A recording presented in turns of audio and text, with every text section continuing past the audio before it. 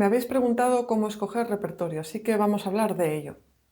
Esta pregunta no tiene una única respuesta, ya que el repertorio depende mucho de cada persona, del nivel que tiene, del tiempo libre que puede dedicar al piano, etc. Pero os voy a hablar de dos caminos posibles. Uno es el académico. Incluso os compartiré un listado de programación de piano que podéis encontrar en mi web y os dejaré el link. Os compartiré los 4 primeros cursos elementales y los 2 primeros de lo que se llama en España grado profesional, que al final serían de primero a sexto de piano, porque más adelante yo creo que uno ya sabe cómo escoger un repertorio y cómo evaluar la dificultad. Pero existe un camino académico que sigue bastantes pautas y se puede copiar, sobre todo si estudiáis solos en casa para hacer cada año un programa y ver que vais avanzando. Pero este tipo de programas creo que tienen algunos contras. Os explicaré por qué, porque en otros países no se usan ni siquiera en los conservatorios y por qué hay otras alternativas que os pueden ayudar a avanzar mucho más deprisa. Vamos a empezar con el camino académico y antes de hablaros de cómo funciona esta programación y cómo seguirla, quiero puntualizar algo.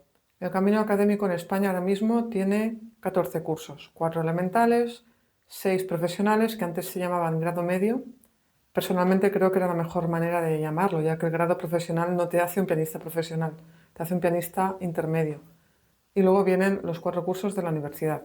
Antes había menos cursos. Cuando mis padres estudiaban guitarra, se hacía todo en menos años y el nivel era más alto.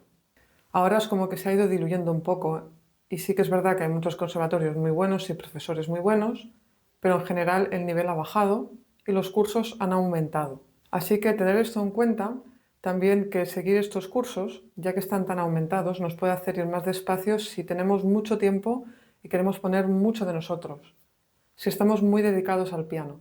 En algunos casos ahora lo que se hace legalmente es saltarse cursos. Yo lo que hice directamente fue presentarme a exámenes de cursos superiores y saltármelos yo sola en medio.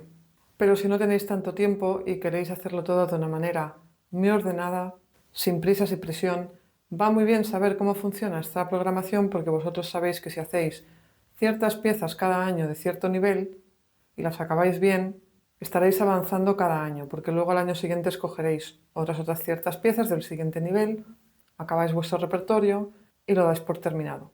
Y así podéis ir avanzando año a año. ¿Cómo se escogen estos repertorios? Pues los primeros cursos lo que se hace es seguir métodos de piano. En general en España se usa mucho, por ejemplo, el método europeo.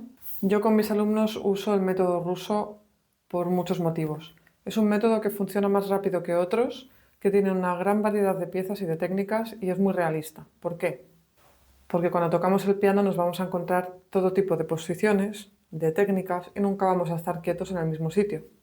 Muchos métodos, por ejemplo, este que tengo aquí, que es alemán, yo hice unas cuantas piezas de este, pero muy salteadas.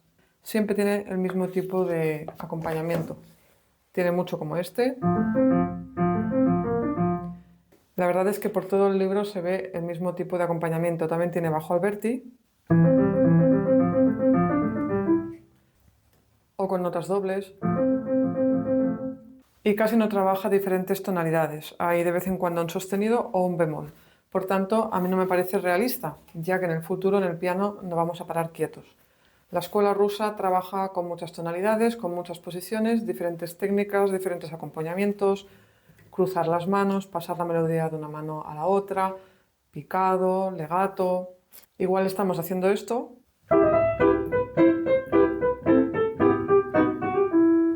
que estamos tocando una pieza más lenta.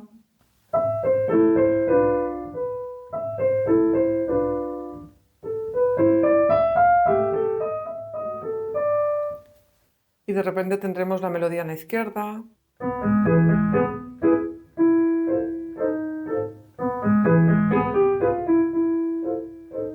Fijaos que aquí ya he estado haciendo legato contra picado y había coordinación.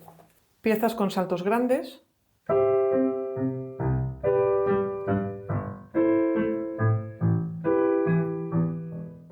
Y estos son solo algunos ejemplos, así que con este libro uno no puede evitar aprender a leer y aprender técnicas muy variadas para ser un pianista completo desde el inicio. Hay muchos métodos de todas maneras. También con niños he intercalado algunas piezas de Lang Lang y de algún otro método.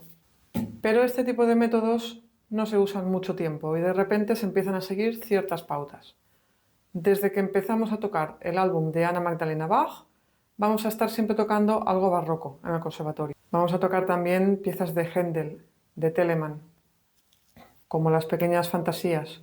De Bach tocaremos los pequeños preludios y fugas, después las invenciones a dos voces, después las sinfonías, luego ya pasaremos al clave bien temperado.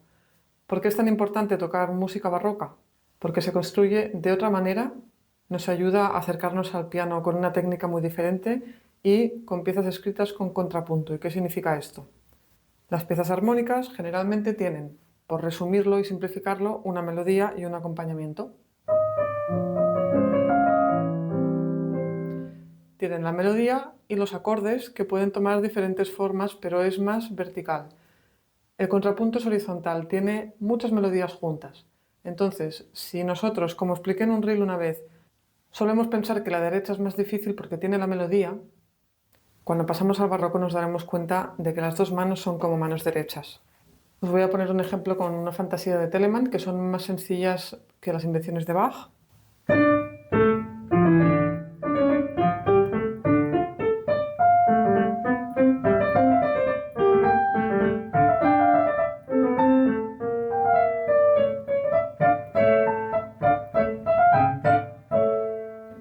Me ha dado guerra solo leer esto, lo he tocado como unas 3 veces. ¿Por qué? Porque son dos melodías superpuestas, las dos están trabajando igual, ya empiezan al unísono. A veces una hace portato y otra legato, a veces una salta y la otra no salta. Todo esto nos requiere mucha más coordinación. Y veis que también las fantasías de Telemann son muy bonitas, pero también fui una gran fan de las invenciones de Bach y las sinfonías y toqué muchísimas. Aún lo tengo aquí marcado desde el 2006 todas las que fui tocando. Tocar barroco va a ayudaros seguro, sí o sí, porque todo lo que acabáis de ver, la coordinación que requiere, la cantidad de ataques, luego más adelante hay muchos ornamentos. Es más difícil de memorizar por lo que digo, porque hay tanta información. Luego va a empezar a trabajar con muchas voces a la vez. Entonces, las piezas más sencillas armónicas se vuelven más fáciles. En esas piezas la coordinación nos parece más fácil también y cuando empezamos a trabajar con diferentes voces, nos volvemos más buenos en marcar voces en cualquier pieza. De hecho, esto que dicen de que si quieres ser un buen pianista siempre toques preludios y fugas de Bach, está apoyado por muchos pianistas. Por todo esto que os comento, si se puede crear algo tan complejo, estar pensando, en este caso que sería el final, en 4 voces a la vez, conseguir la digitación en obras que se tocan prácticamente sin pedal, cómo tocar legato todo esto, cómo hacernos ornamentos limpios, etc. Vais a poder hacerlo en cualquier pieza. Después del barroco viene el clasicismo, y en el clasicismo en general se tocan sonatas porque se componían muchas. Las piezas libres de Mozart son pocas y suelen ser más sencillas. También está Haydn, algunas piezas de Schubert que ya van tirando hacia el romanticismo y los inicios de Beethoven. Beethoven también estaba con un pie entre cada época porque era una persona muy innovadora. Entonces partió del clasicismo y entró al romanticismo, siendo siempre muy moderno para su época. Entonces empezaremos con las sonatinas de Clementi, con las sonatinas vienesas de Mozart. Ya hay muchos otros nombres que podéis encontrar. Tengo un vídeo entero sobre sonatas y sonatinas que podéis ver para tener más información sobre esto, pero ya tenemos dos aspectos. Si siempre tocáis algo barroco y siempre estáis acabando, depende de vuestro nivel, una sonatina o una sonata, ya tenéis un repertorio más bien completo y os faltaría el resto que voy a explicar.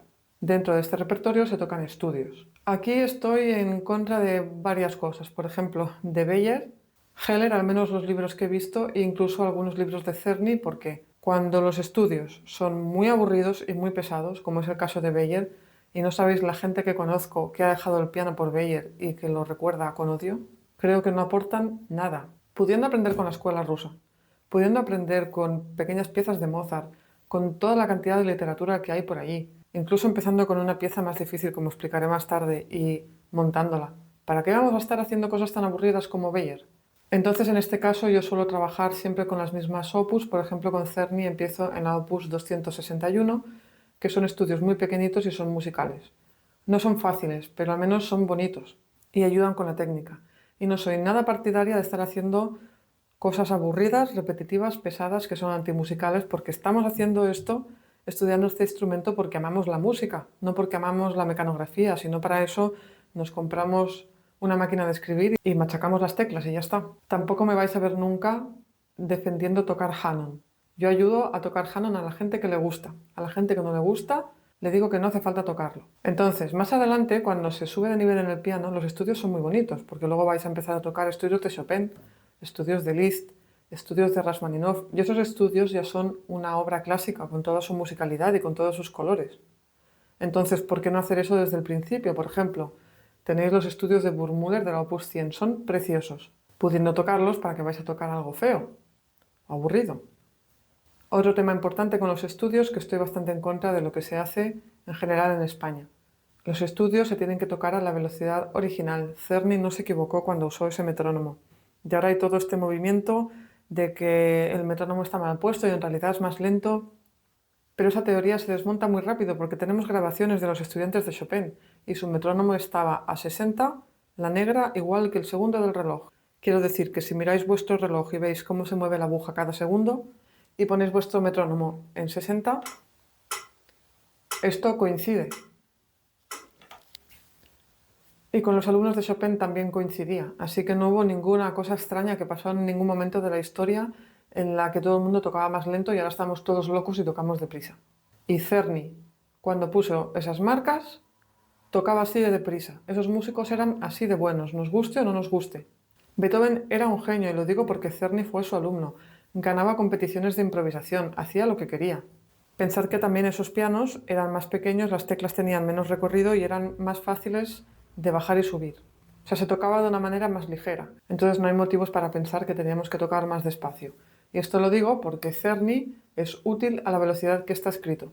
Tengo pendiente un proyecto sobre esto, para el cual ahora mismo no tengo tiempo, pero yo durante mis estudios toqué varios estudios de Czerny a velocidad y vi que era perfectamente posible y que además eran útiles a esa velocidad, que a veces lentos no nos son útiles. Algunas opus que para mí son muy difíciles, por ejemplo la 299, se ponen cursos fáciles porque se cree que se tiene que tocar despacio. Y cuando veo en algunos programas de cursos no muy avanzados la opus 740 casi que me tiro de los pelos, porque a ver quién es el que toca esos estudios al tempo que está marcado. Entonces, con los estudios os aconsejo buscar la velocidad indicada. Y aunque os aparezcan en un curso bajo, intentar llegar a esa velocidad y si no, buscar una opus, un libro más fácil. Así que sí, soy partidaria de tocar Czerny y de tocar otros compositores que tienen estudios muy bonitos, Mussorgsky, Burgmüller, pero a velocidad, porque los estudios sirven para agilizarnos, para que nuestras manos funcionen rápido y para poder traspasar esa técnica a las obras. Si lo hacemos todo despacio y a nuestra conveniencia, no nos ponemos esos retos y no podemos traspasar esa buena técnica a las obras. Una vez tenemos obras barrocas, nuestra sonatina, nuestra sonata y nuestros estudios, que se podrían tocar, por ejemplo, en 2 al año, vienen las obras libres. Y aquí hay un abanico mucho más grande, porque hemos hablado un poco de llegar hasta el clasicismo. A partir del romanticismo hay muchos tipos de composiciones, muchas obras libres, y luego esto se va extendiendo en el tiempo hasta la música contemporánea de hoy en día. Entonces, esto depende del conservatorio. Algunos obligan a tocar música más contemporánea, como Bartók. Aquí tengo, por ejemplo, la Petite Suite de Ibert. Es importante acostumbrarnos a este tipo de sonidos, porque si no nuestro oído no evoluciona, no avanza. Siempre tocamos piezas más fáciles de escuchar, por ejemplo esto.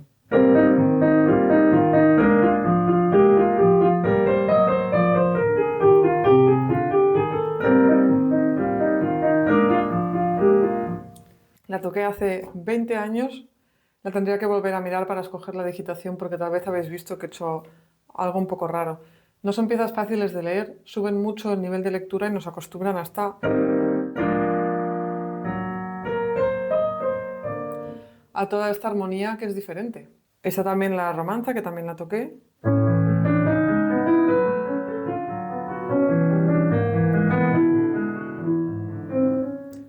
También están, por ejemplo, las escenas de niños de Khachaturian, que también toqué varias, y nos ayudan a acostumbrar el oído a ese tipo de armonías y aprender técnicas muy diferentes y, como digo, suben bastante el nivel porque no son fáciles. Entonces, cuando se trata de obras libres hay que intentar tocar piezas contemporáneas y luego un poco de variedad, porque, por ejemplo, tenemos el romanticismo, podemos decir puro y duro, que era Chopin o Liszt, pero luego viene el nacionalismo, principios del 1900. Tenemos en España mucha música española, los más conocidos son Albéniz y Granados, pero también hay otros como Falla. Luego están todos los rusos de principios del siglo XX. Los más famosos también son Prokofiev, Shostakovich, Rachmaninoff suena más romántico, pero también es más moderno. Entonces, para acostumbrarnos a todos esos colores y también técnicas, tenemos que tocar piezas variadas, porque si no nos convertimos en expertos en un estilo y no podemos nunca entrar a otro. Por ejemplo, yo de adolescente toqué mucho Chopin, siempre estaba tocando Chopin y tardé mucho en tocar Prokofiev. Creo que me habría ido bien tocarlo antes. Sí que toqué Khachaturian, pero no toqué mucha música contemporánea, no quería. Sé que consiguieron que tocara música española porque me encantó, entonces sí que pude explorar ese lado con Albéniz y Granados, pero es importante tocar un poco de todo porque la primera pieza de Prokofiev que toqué me pareció más difícil de lo que era simplemente por la falta de costumbre. Pensad que cada compositor tiene un tipo de lenguaje, entonces si siempre tocas Chopin te vas a acostumbrar a su lenguaje y tocar nuevas piezas suyas te será más fácil, ya te resulta familiar la manera que escribe. Os puede pasar lo mismo con Schumann, con Liszt. Entonces, si nunca tocáis nada del siglo XX, por ejemplo, la primera vez que abráis una partitura os va a sonar a chino. Entonces, vamos a hacer un repaso sobre lo que he dicho. Deberíais tocar siempre algo barroco, sonatina o sonata, un par de estudios y luego de obras libres tendríais que intentar tocar piezas más contemporáneas a partir de inicios del siglo XX y piezas románticas, nacionalistas, un poco hasta el siglo XX. Es recomendable cambiar de estilos, por ejemplo, si siempre estáis tocando música muy fuerte como Prokofiev, probad Debussy. Si no tocáis nunca música española, probad alguna de sus piezas. O puede ser que seáis de los que no tocan nunca romanticismo, pues ir a tocar algo de Chopin, de Liszt, de Brahms.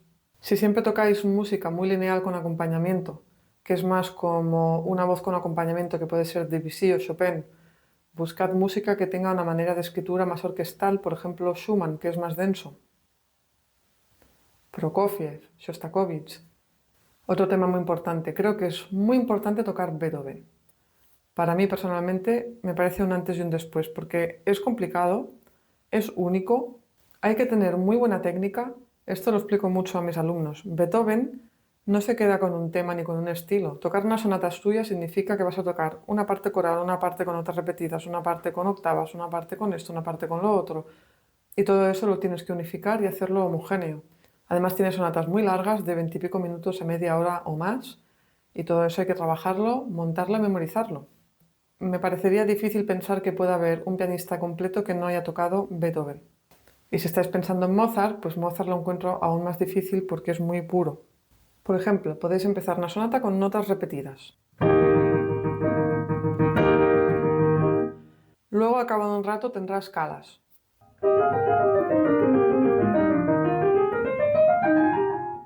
Y pensáis, qué agradable, qué bonito, pero os despertará de la silla. Y ahora, pianísimo.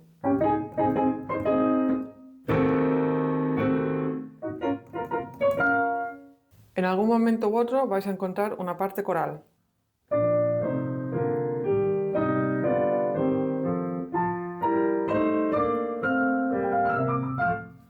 Ahora mismo no estoy manteniendo esta sonata, por eso está así medio medio, pero es una de mis sonatas favoritas. La toqué hace muchos años, es la número 4 de la Opus 7 y es una de estas que es compleja, muy larga y tiene todo tipo de temas diferentes. Por ejemplo, a veces los movimientos lentos son muy lentos, duran mucho. Hay algunos que son más largos que otros movimientos juntos de la sonata.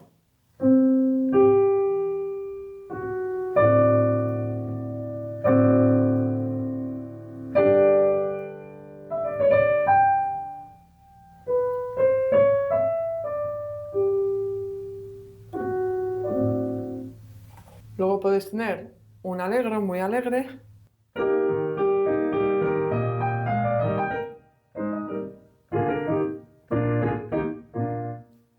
¿Y veis cuántos colores hay? Entonces, para montar una pieza así, ese es el libro de la sonata, tiene unas 25 páginas, pero bueno, habrá que sacar las dos primeras o tres. Y todo esto dura una media hora. Podéis ir a escucharla con Daniel Barenboim o con otro, pero Barenboim es mi favorito para las sonatas de Beethoven, la 4 de la Opus 7, y vais a ver todos los colores que saca porque Barenboim es un genio. Y esto es lo que requiere una sonata de Beethoven, por eso para mí es indispensable haber llegado a montar una pieza de este calibre, con todos estos colores, con todos estos momentos, de una manera homogénea, a la misma velocidad, sin pegársela cuando vienen las partes difíciles, sin que se nos note cojos. Porque aquí se requiere tanto tantos tipos de técnica, tantos tipos de sonidos, que hay que ser un pianista completo para tocarla. Yo soy un experto en tocar valses de Chopin, nocturnos de Chopin y voy a montar una sonata de Beethoven. Pues puede que no. O solamente he tocado únicamente Bach. Tal vez, no sé si sería un poco más fácil tocarla, pero también faltarían elementos. Entonces os aconsejo tocar Beethoven. Y con todo esto que he dicho, ya tenéis la manera de crear una programación. Os he dejado esa lista en mi web para que podáis ver nivel por nivel cómo construir vuestro repertorio. Y sobre todo, si estudiáis solos en casa, pues podéis escoger hacer algo del primer curso, del segundo curso, aunque os lleve 2 años cada uno, eso depende del tiempo que tengáis. Pero luego sabéis que si habéis tocado barroco o contemporáneo, los estudios, la sonatina, y os ha salido bien, podéis ir a por el siguiente nivel. Este estilo de estudio nos puede ayudar a ser pianistas muy completos porque lo toca todo, puede ayudar a las personas que necesitan mucho orden, que quieren seguir siempre un guión y sobre todo si no tenéis mucho nivel y no sabéis cómo ir avanzando, pues con esta programación sabéis qué pasitos dar y cómo saber que llegáis más allá. Por ejemplo, ya me salen muy bien las sonatinas de diferentes compositores, voy a hacer mi primera sonata. Ahí ya tenéis una muestra de que vais avanzando de nivel. Pero en muchos países esto no se hace. Cuando fui a Alemania me di cuenta, ellos no seguían una programación tan cuadrada, tampoco estaban un año entero con un repertorio. Yo tampoco lo hice cuando estudié, pero he visto que últimamente se hace mucho, todo el año con la misma sonata, a no ser que tengas un nivel alto. Por ejemplo, si tocáis esta de Beethoven que os he dicho, sí, es posible que tardéis un año en montar estas 20 y pico páginas, pero para montar una sonatina o un preludio de Bach, un año, es muy excesivo. Entonces, en otros países, como por ejemplo yo que estuve en Alemania y en Costa Rica, no se siguen estos métodos. Y por muchos motivos, no solamente no tardan tanto en hacer un programa, es que no tienen tantos cursos. Igual que cuando mis padres estudiaron, en vez de 14 cursos que hay ahora, no sé si había 10, tal vez me equivoco, pero debe ser hace 40 años. En otros países no tienen esos cursos, incluso a veces no hay. Tú sigues en la escuela o en el conservatorio y sigues cambiando de repertorio, pero no te dicen, estás oficialmente en el curso tal. Lo que haces es ir dirigido a entrar a la universidad. Y lo que haces es acabar un año y empezar otro. Pero, por ejemplo, cuando llegué a Alemania, primero me bajaron el nivel todo el verano, volví a trabajar bastantes aspectos técnicos, repasé todas las escalas, tuve que tocar una sonata fácil de Haydn y no sé qué más, y de repente me cambiaron a otro repertorio y estaba tocando el concierto italiano de Bach. El concierto italiano en España en general se toca para grado superior para la universidad y personas que son buenos estudiantes y tienen nivel a veces lo tocan al final del grado profesional. Yo cuando llegué a Alemania acababa de terminar segundo de profesional en España y me pusieron a tocar eso en unos meses.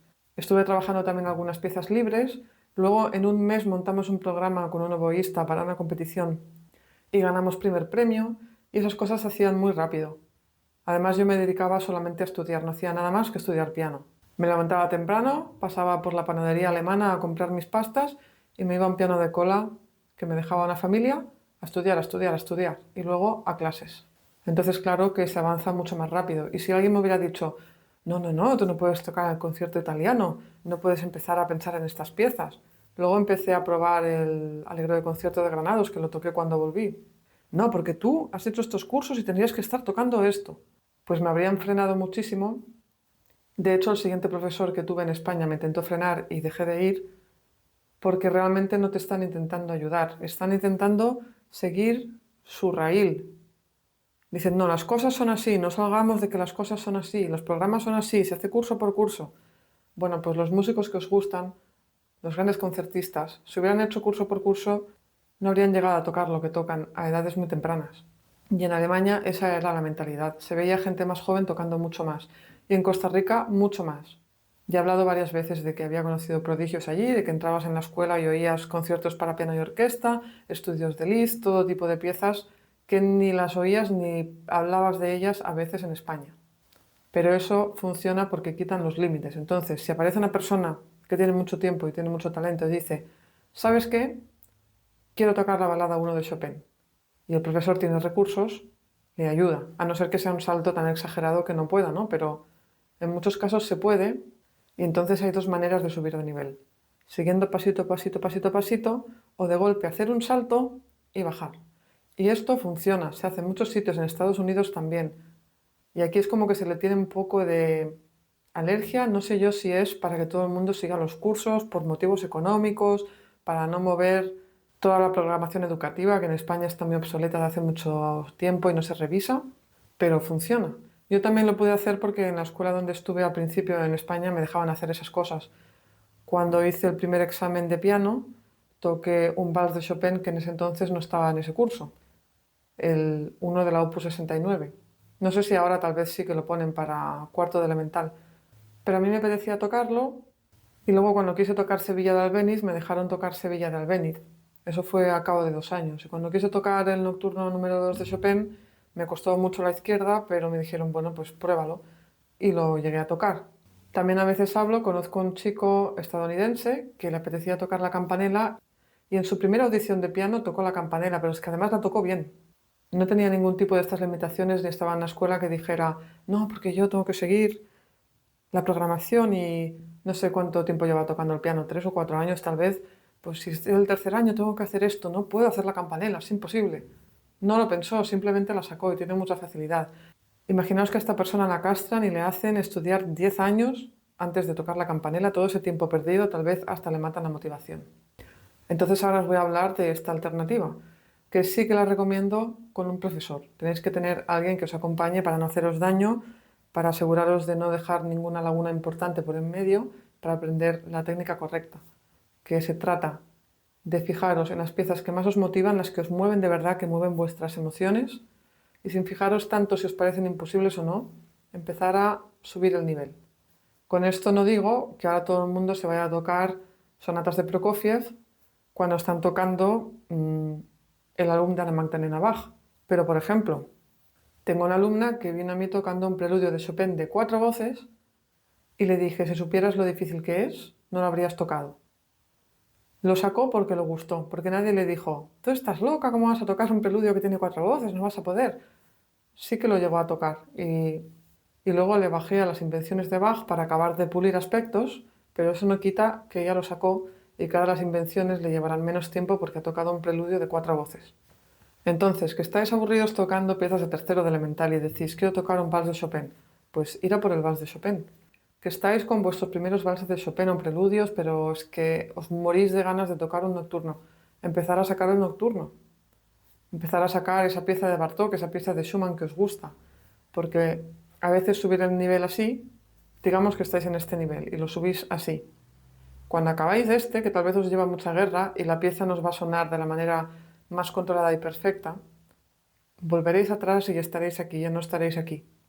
Y esto realmente funciona, lo ha hecho mucha gente, conozco muchos casos, lo he hecho yo, lo han hecho estudiantes míos, pero sí que es verdad que requiere mucho tesón, muchas horas y mucho trabajo. Entonces aquí tenéis 2 opciones dentro de las cuales hay muchos matices.